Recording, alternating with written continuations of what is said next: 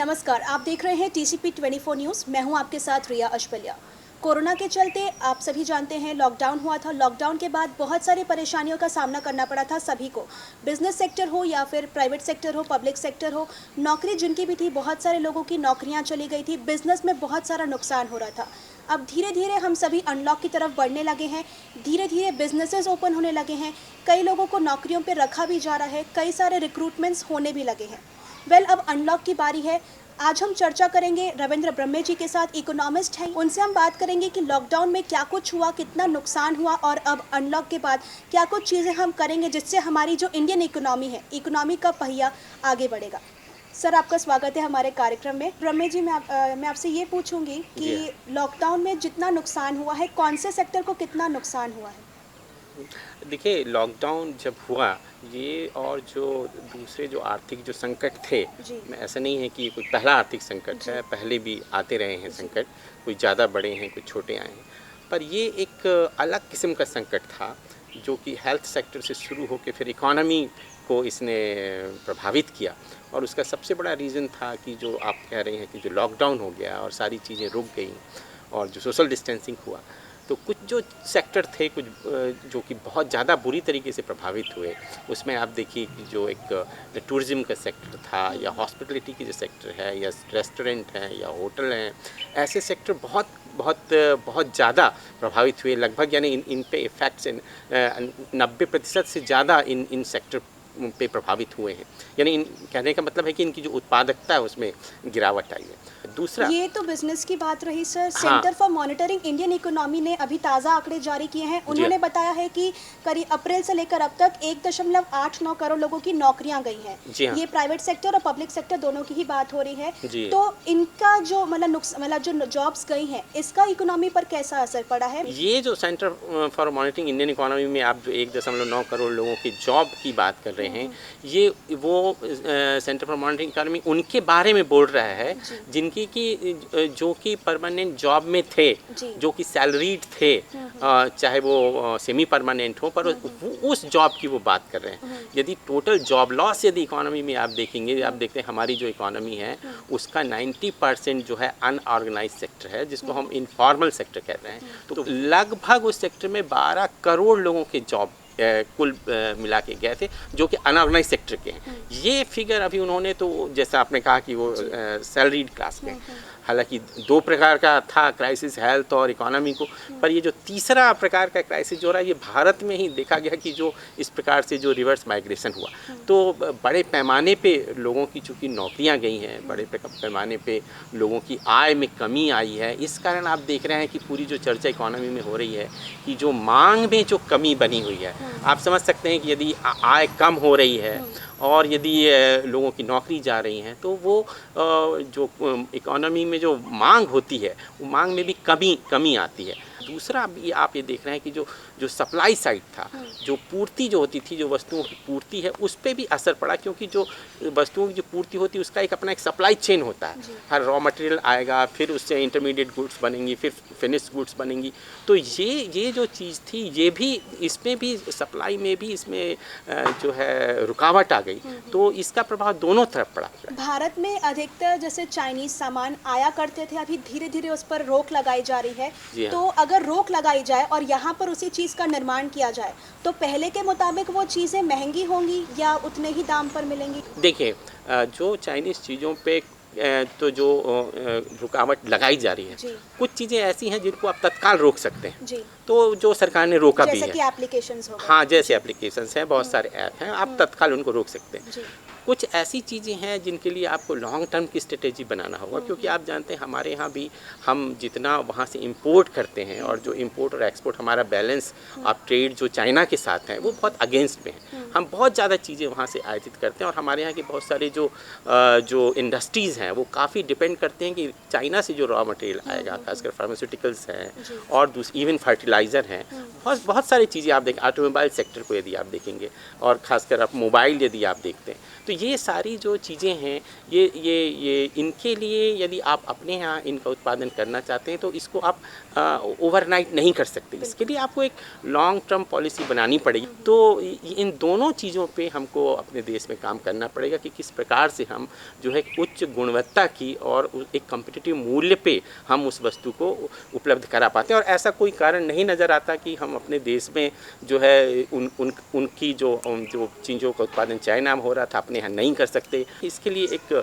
जो policy orientation होना चाहिए और एक जिस प्रकार से यहाँ पे जो व्यापार के लिए और जो बिज़नेस में जो खासकर बहुत सारी जो रुकावटें हैं और बहुत सारे जो आपको अनुमति लेनी पड़ती हैं और बहुत सारी जो नौकरशाही की जो रुकावटें हैं, इन चीज़ों को जब तक आप जिसको आप कहते हैं कि जो आप जिसे हम कहते हैं कि सरकार जो एक फैसिलिटेटर के रूप में काम करेगी और ईज़ ऑफ जो डूइंग बिज़नेस की जो बात होती है, यदि ईज़ ऑफ डूइंग बिज़नेस की बात धरातल पे नहीं आएगी तब तक आप इन चीज़ों को जो दोनों बात मैंने कही कि जो सबसे इम्पॉर्टेंट चीज़ है कि जो क्वालिटी और साथ साथ उसका कॉम्पिटिटिव प्राइस, इस पे आपको उत्पादन करना पड़ेगा। पूरी दुनिया में ये बात है कि उसको किस प्रकार से दूसरी जगह उसका डिसेंट्रलाइज किया जाए सब जगह को, क्योंकि पूरी डिपेंडेंस वहाँ एक नेशन पे नहीं होना चाहिए। ये पूरी दुनिया में चल रहा है। इस प्रकार बहुत सारी कंपनियाँ वहाँ से बाहर जा रही हैं, भारत में भी आप आ रही हैं, आप देख रही हैं सैमसंग है, एप्पल है, ये सब भारत में आके बिज़नेस करना चाह रही हैं। तो इनके ये एक अपॉर्चुनिटी है इस समय और पूरी दुनिया में ये अभी चल रहा है इस प्रकार की बात। कुछ इसमें जियोपॉलिटिकल भी है और इकोनॉमिक रीजंस भी हैं।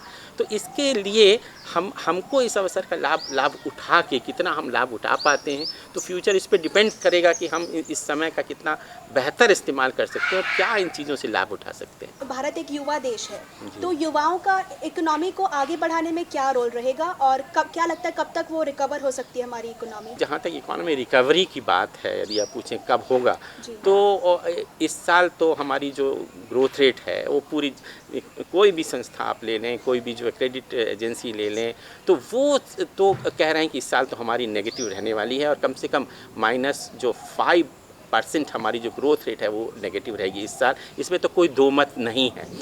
और जानते हैं कि हमारी इकोनॉमी, ये तो पैंडेमिक शुरू हो गया, कोरोना वायरस आ गया, इसके पहले से हमारी इकोनॉमी स्लो थी। पिछले साल की ग्रोथ रेट अभी 19-20 की आप देखेंगे तो 4.2% की थी, तो इस साल नेगेटिव रहेगी। नेक्स्ट ईयर इसमें रिकवरी होगी। इस साल हमने जितना हमारा नुकसान होगा, हमारी ग्रोथ रेट जो कम रहने की है, अगले साल उसमें रिकवरी होगी। तो 21 है, इस 20-21 के बाद 21-22 का जो हमारा साल होगा वो रिकवरी का साल होगा।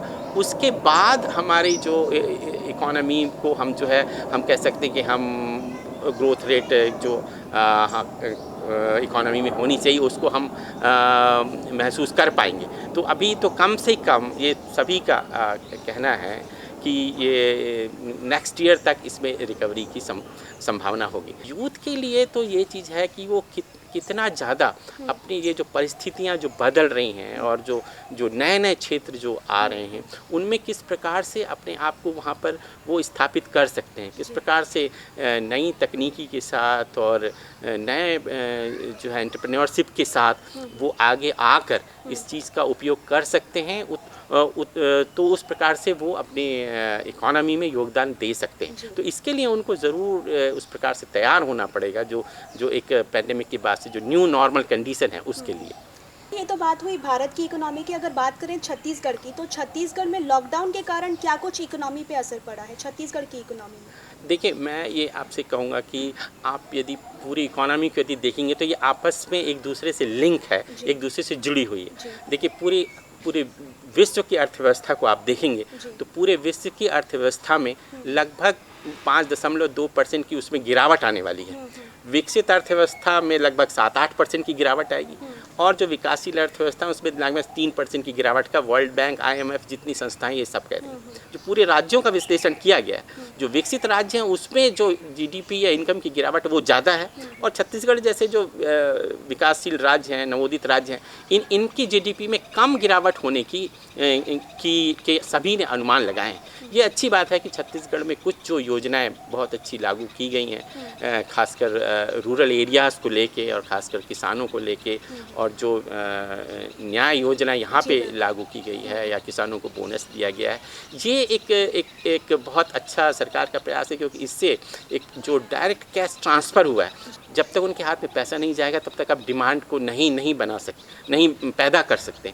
तो ये एक अच्छा इनिशिएटिव छत्तीसगढ़ में लिया, स्टेट गवर्नमेंट ने लिया है कि ये इस योजना के माध्यम से कई जो योजनाएं अभी सरकार ने पिछले 1-2 महीने में लागू की हैं, उनके माध्यम से जो खासकर गरीब लोग हैं उनके पास जो है एक डायरेक्ट कैश जा रहा है, जिससे इकोनॉमी में थोड़ी सी जो है डिमांड को एक पुशअप मिलेगा।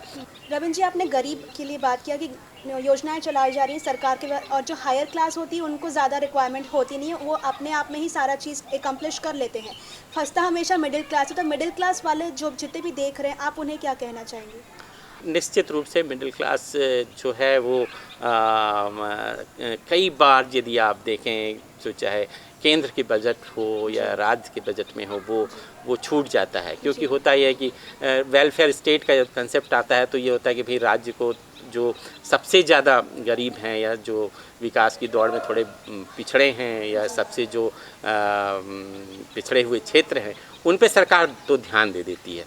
और तो इसमें होता ही है कि इसका जो भार है वो जो आपने कहा कि जो मिडिल इनकम जो है उन पे ज़्यादा आ जाता है। तो निश्चित रूप से इस पैंडेमिक का जो दबाव है वो मिडिल क्लास इस समय महसूस कर रहा है, and this is the one of the important reason है कि जो आप इकोनॉमी को रिवाइव करने के लिए और डिमांड क्रिएट करने के लिए, क्योंकि जो डायरेक्ट कैश ट्रांसफ़र कर रहे हैं वो लोअर जो है इनकम ग्रुप को कर रहे हैं, तो वहाँ से जो डिमांड क्रिएट होती है वो नेचर डिमांड परमानेंट नहीं होता है। तो जब तक मिडिल इनकम के हाथ में वो डिस्पोजेबल इनकम नहीं आएगी कि वो जिससे कि हम वो उसको खर्च कर सके और उनको थोड़ी इनकम में राहत हो, थोड़ी उनको टैक्स में राहत हो, तब तक आप जो है इकोनॉमी को जल्दी से रिवाइव नहीं कर सकते। तो ये भी कई लोगों का सजेशन है कि इस समय जो मिडिल इनकम को जो ग्रुप है उनको थोड़ा इस प्रकार से, और सरकार तो राहत मिडिल इनकम के लिए तो कोई योजना